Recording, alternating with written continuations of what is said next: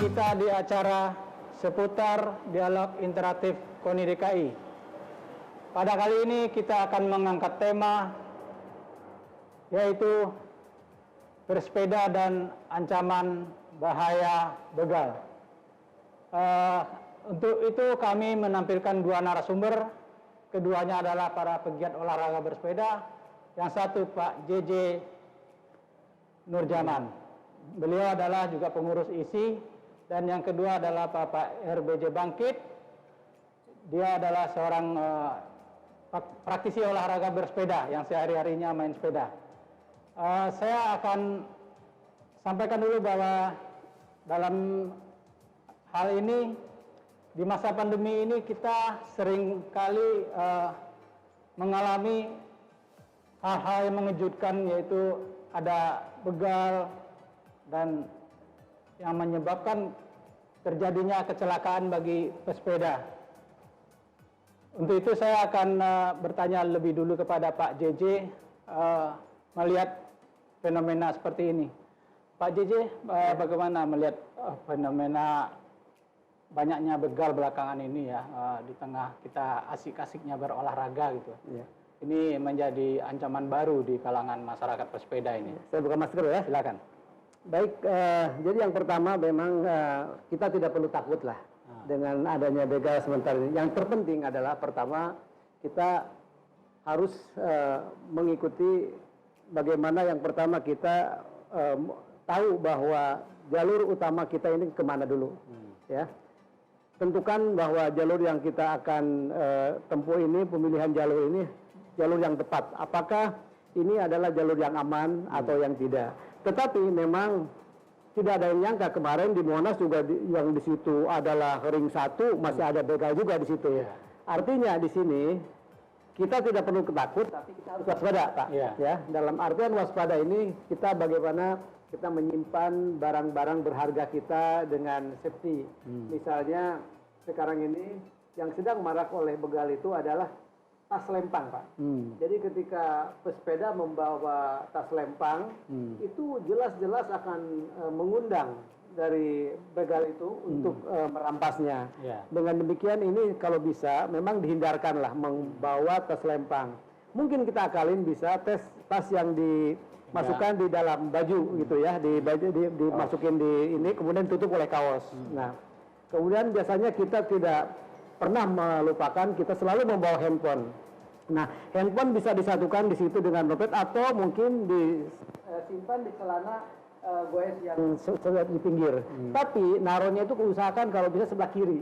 Karena selalu begal ngambilnya akan dari sebelah kanan. Nah, hal-hal seperti begitu. Kemudian hindari menggunakan perhiasan. Misalnya kalau perempuan kan bawa pakai kalung, pakai gelang segala macam. Tapi kalau laki-laki mungkin yang biasanya dia bawa hanya dompet dengan handphone. Tetapi untuk menyimpannya tentu ini harus safety. Jangan sampai ditaruh di atas tang. Ini akan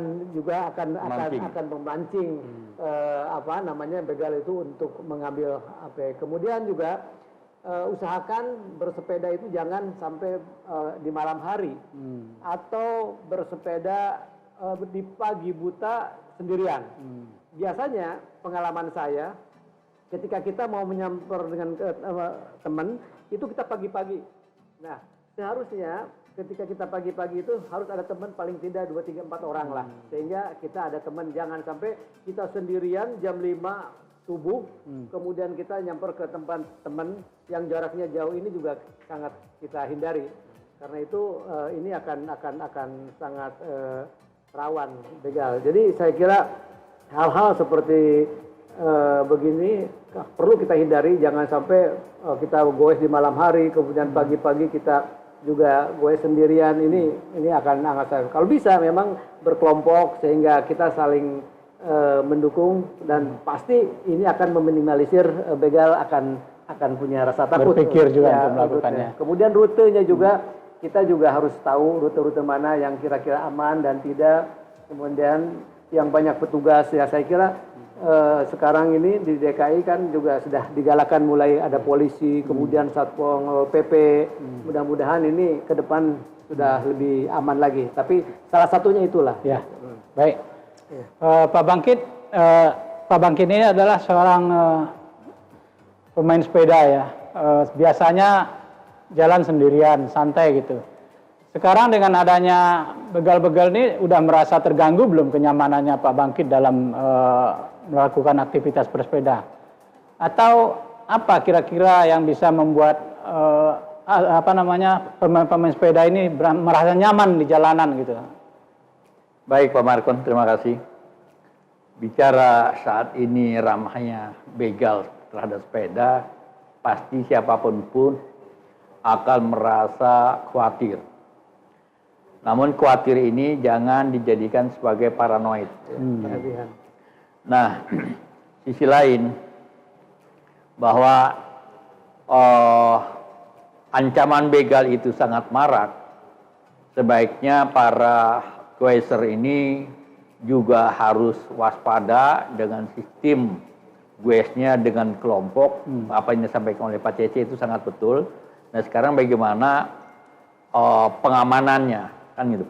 Pengamanan di sini memang kewaspadaan harus lebih, terutama tanggung jawab pemerintah juga terhadap Goeser ini harus benar-benar diprotek. Misalkan kalau masuk wilayah jalan tertentu, coba tolong didaya gunakan itu yang namanya terantip. Ya. Kedua lagi ada yang sangat penting, pihak kepolisian berpatroli sepanjang di mana para Goeser itu difavoritkan jalan tersebut. Nah kalau di jalan-jalan non favorit, yaitulah domainnya katakanlah di sub domainnya terantip. Sehingga terjadi yang namanya kepercayaan diri para Goeser yang ada di lingkungan Jakarta untuk menuju satu titik, misalkan Monas. Nah, ini harus dipantau juga sebaik mungkin, ya kan. Sisi lain, kalau saya kebiasaan naik sepeda itu sendiri, saya selalu ikut nimbrung kepada yang rombongan, kan gitu. Dan semampu mungkin untuk bersamaan dengan mereka, tidak di belakang, kan gitu. Nah, kalau bisa posisi di belakang, ini pun juga adalah kewajiban dari pihak keamanan untuk mengguidance. Kan itu artinya mereka punya tanggung jawab warga Jakarta ini harus dilindungi. Ya kan gitu. Sehingga tidak terjadi yang namanya begal. Karena bicara begal ini adalah bicara masalah nyawa orang, bukan hanya sebatas harta benda Goeser. Demikian Pak Margon. Ya, bentuk pengamanannya itu seperti apa Pak Bangkit? Apakah perlu diberikan dalam sekian ratus meter harus dijaga oleh para mungkin petugas-petugas keamanan gitu ya? Ya. Atau perlu dipakai CCTV di jalur-jalur itu? Ya, baik Pak Margon. CCTV itu kan pastinya sudah ada, fasilitas daripada Pemda. Yang terpenting adalah informasi tempat-tempat jalan yang rawan dan tidak. Nah itu yang penting. Yang terpenting lagi adalah standby-nya pihak keamanan ya kan dalam mengamankan Goeser.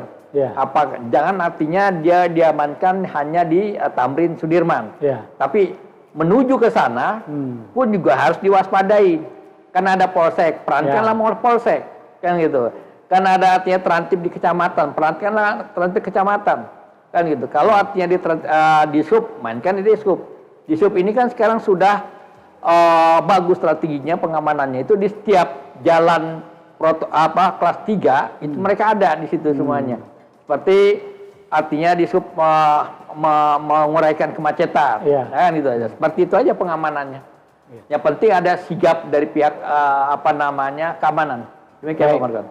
Baik, pemirsa, saya akan menyapa dulu para penonton. Di sini ada Bapak Acoy Bahri, Bapak Masud Saleh 97, Udisis 72, Pemuda Cinta Tanah Air, Nugroho Heru, Briliana Lakbar, Ahmad Rohim 16, Budi Prasetyo 46, dan lain-lain sebagainya. Kepada pemirsa juga kita buka kesempatan untuk bertanya atau memberikan semacam wejangan untuk para pesepeda. Ini juga baru masuk Ibu Saraswati Mulyono. Kita ucapkan selamat bergabung. Pak JJ, Ya. Pak JJ ini termasuk orang yang sangat aktif ya bersepeda ya. Ya. Dan seringkali juga ada pesepeda itu yang sakit mendadak atau apa, jatuh di jalanan gitu. Nah, ini pengamanan seperti apa yang perlu diterapkan bagi pesepeda untuk mengatasi hal-hal itu, Pak JJ? Baik, terima kasih Pak Markon. Jadi memang pertama sebelum kita melakukan bersepeda, biasanya kita akan sudah berjanji akan melakukan bersepeda itu misalnya besok hari gitu ya. Nah, malamnya itu kalau bisa kita untuk usahakan jangan begadang, Pak. Karena itu akan mempengaruhi tingkat fisik kita. Ya. Jadi usahakan tidur lebih cepat, istirahat kita cukup. Kemudian ketika kita bangun, kita bisa melakukan sarapan pagi sebetulnya. Jadi justru bahaya kalau memang misalnya kita mau goes, belum ada masukan ya, yang kita makan. Karena itu, tetapi kita melakukan sarapannya itu tentu harus yang ringan, jangan yang berat. Misalnya kita makan pisang juga bisa dilakukan seperti itu. Kemudian hal-hal seperti jangan makanan yang berat kemudian sudah mendekati waktunya. Paling tidak kalau kita mau makan misalnya katakanlah yang agak-agak nasi lah segala itu bisa 2 jam sebelumnya gitu. Biasanya kan kita melakukan sholat subuh, setelah sholat subuh bowesnya itu mungkin jam 6 atau jam 7 masih bisa kita lakukan gitu.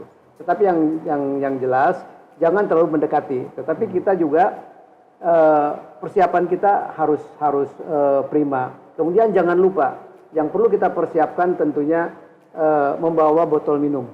Ketika kita haus dalam perjalanan itu, karena kita jangan lupa berhenti untuk minum. Dan perlengkapan yang perlu kita siapkan, apalagi ini di musim pandemi ya. Saya kira ini kita harus mengikuti protokol COVID-19. Kita juga harus membawa masker tentunya. Tetapi masker itu dalam goes itu memang tidak bisa full kita pakai terus karena itu akan terasa pengap kepada pernapasan kita. Jadi masker kita bisa gunakan ketika kita sudah sampai di suatu tempat untuk berkumpul dengan teman-teman, masker itu bisa kita gunakan. Kemudian kita juga jangan lupa menyemprotkan hand sanitizer gitu. Nah, tadi terkait dengan banyak yang pingsan segala macam, itu kemungkinan mereka itu kecapean malamnya, itu juga banyak. Kemudian sekarang ini teknologi sudah cukup canggih ada. Biasanya itu untuk mengukur heart rate itu ya, di jantung kita segala itu bisa dengan jam tangan. Jadi jam tangan itu sudah bisa kita kita setel. Biasanya itu rumusnya itu ada, mereka tahu 122 dikurangi umur kita sehingga nanti ketahuan yang ketika itu nanti jam akan memberikan alarm kepada kita. Nah, ini juga suatu pencegahan yang bisa kita lakukan. Yang terpenting adalah ketika kita mau goes, persiapkan fisik kita itu dengan prima, kemudian siapkan perlengkapan dengan sebaik mungkin, dan jangan lupa di samping membawa air, cemilan kecil pun kalau misalnya kita seperti kue-kue yang ringan juga kita bawa di tempat, nggak ada masalah. Harus jaga jarak juga nggak sepeda? Perlu. Kalau dalam bersepeda saya kira jaga jarak itu dalam masa sekarang juga memang harus. Tapi kalau misalnya berkerumun tentu itu juga agak sulit ya menghindari. Tetapi yang terpenting adalah ketika kita berhenti dalam satu tempat untuk misalnya katakanlah minum makan bersama, kita menghindari kalau bisa agak menjaga jarak, kemudian kenakan masker kita, kemudian jangan lupa hand sanitizer dibersihkan juga tangan kita. Baik. Pak Bangkit ini sebagai praktisi olahraga bersepeda sudah menjalani step-step seperti yang dibicarakan Pak JJ belum? Kelengkapan, persiapan fisik. Bagaimana Pak Bangkit mempersiapkan diri? Alhamdulillah itu selalu saya siapkan. Karena kalau saya beraktivitas goes itu pasti ada seperti apa yang disampaikan oleh Pak JJ, ya kan? Karena saya mengalami pernah waktu itu lupa bawa persiapan saya, haus, tukang minuman agak jauh, ya kan? Terpaksa saya minta kepada orang yang lagi jalan ya kan untuk minum gitu kan, nggak boleh itu ya kan gitu ya kan gitu kan itu kan persiapan ya saya gitu kan kena lupa itu yang terjadi pengalaman itulah saya mempersiapkan malam harinya sebelum saya berangkat pagi itu Pak Markon. Terima kasih. Oke, Pak JJ, Anda kan dari ISI ya. Iya. Kalau sekarang perkembangan bersepeda seperti ini kan sangat marak gitu ya. ya. Betul. Bagaimana ISI menyikapi kondisi seperti ini? Ya, tentu ini adalah fenomena yang sangat baik ya. Bahkan Gubernur sendiri sudah mendukung dengan Pergub 128 ya, tentang jalur sepeda, di mana sekarang ini bersepeda itu sudah menjadi tren tentunya. Nah tentu ISI ya, Ikatan Sepeda Sport Indonesia ini sudah mengantisipasi dengan menjaring atau mencari atlet berbakat baik yang MTB maupun road bike, dan pembinaan ini kerap kali dilakukan di ISI. Nah, jangan lupa kita juga punya stadion yang sangat fenomenal di Pulau Mas untuk MTB, sehingga di sana juga rutin dilakukan pembinaan latihan-latihan yang rutin dilakukan. Dan juga yang berkaitan dengan sepeda balap, misalnya kita punya velodrome yang levelnya internasional, itu juga kita melakukannya juga secara rutin untuk melakukan sepeda. Meskipun jujur bahwa sepeda ini tidak dipertandingkan dalam PON ya di Papua yang akan datang, tetapi ISI tetap bersemangat untuk tetap melakukan latihan-latihan yang ada.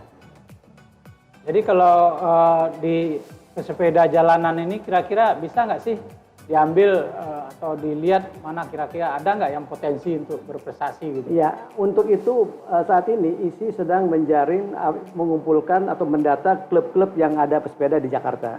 Sehingga kita akan tahu nanti, karena klub-klub sepeda di Jakarta ini banyak sekali, ada yang MTB, ada yang MTB, sehingga mountain bike itu yang untuk di gunung. Kemudian kalau MTB yang jalan itu ya, road bike, mereka itu juga sedang kita data. Sehingga nanti kita akan berkomunikasi dengan komunitas-komunitas itu, siapa yang memiliki bakat, nanti akan kita adakan uji coba, sehingga nanti kalau memang berprestasi, biasanya kita mencari yang paling muda, yang muda-muda. Karena kalau yang tua itu susah untuk berkembang. Jadi bakat-bakat itu kita cari yang muda, sehingga nanti kita akan didik di situ. Ya.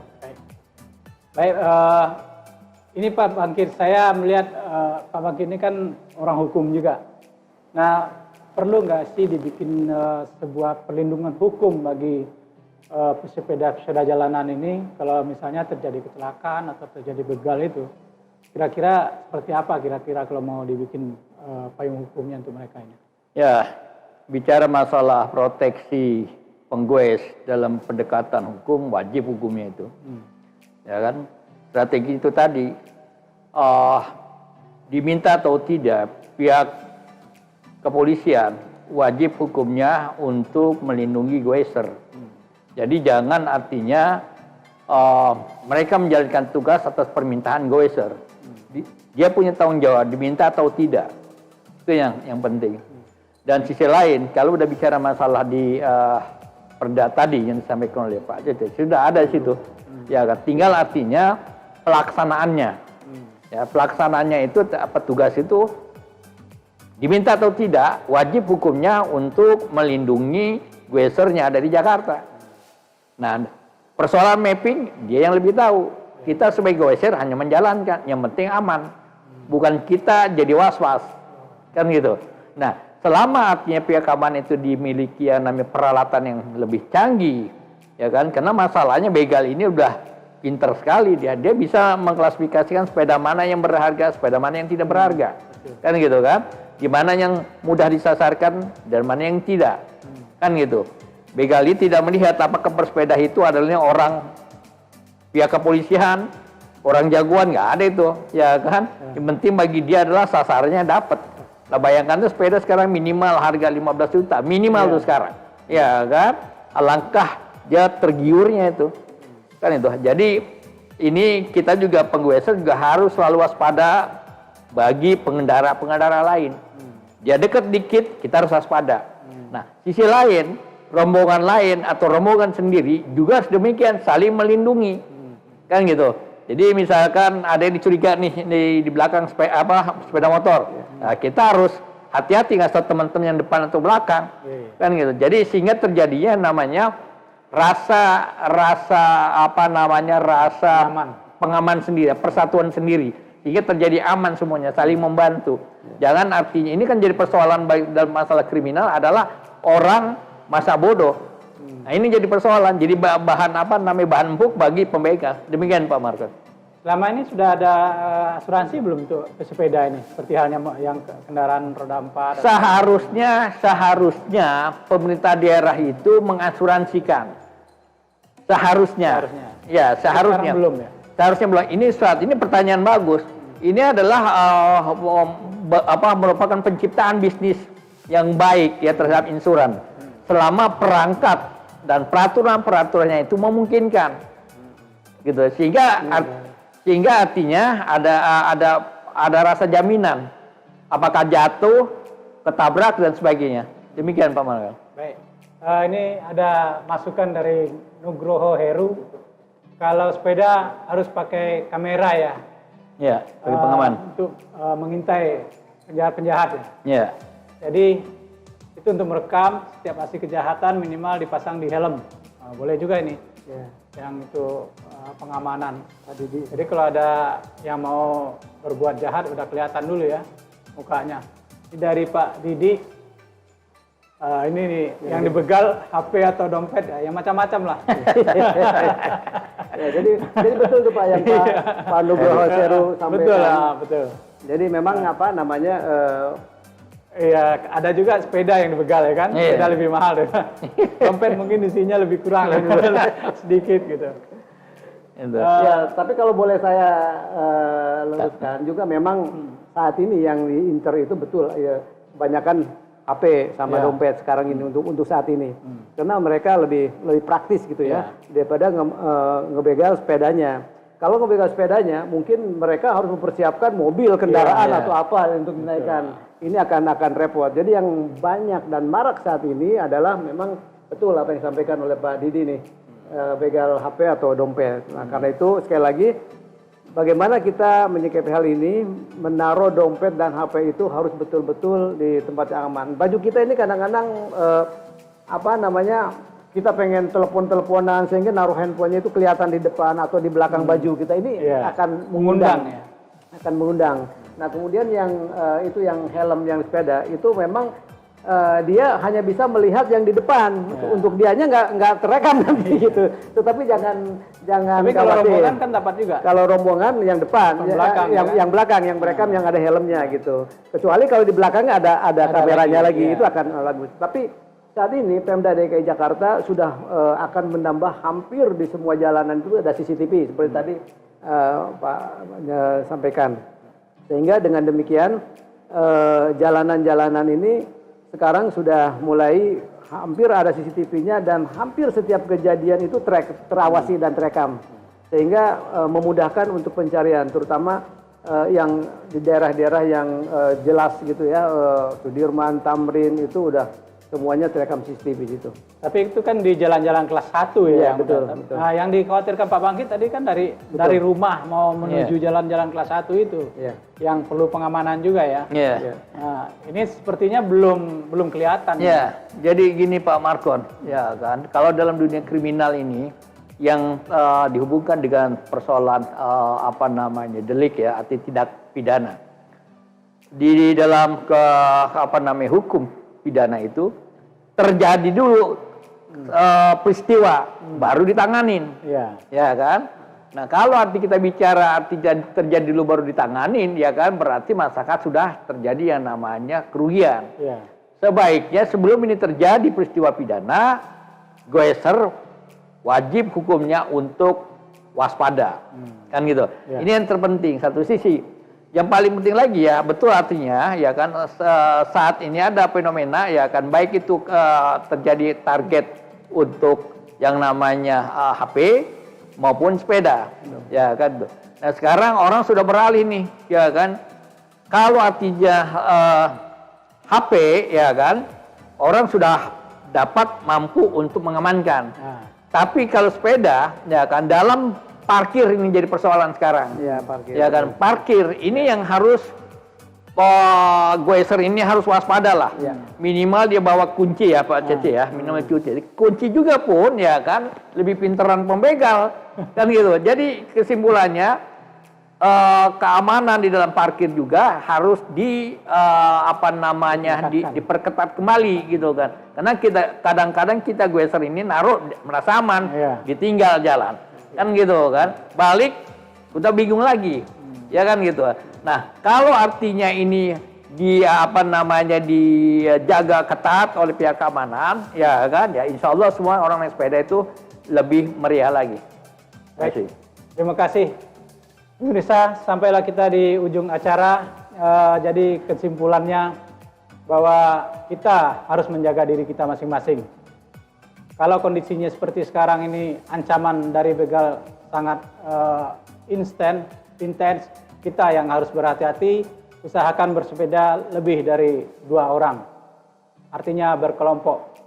Sebelum menutup acara, kita mau membaca yel-yel KONI DKI. Baik, saya yang memimpin ya Pak JJ sama Pak Bakit. DKI 1. Salah. DKI Jaya. Salam olahraga dong. Sorry.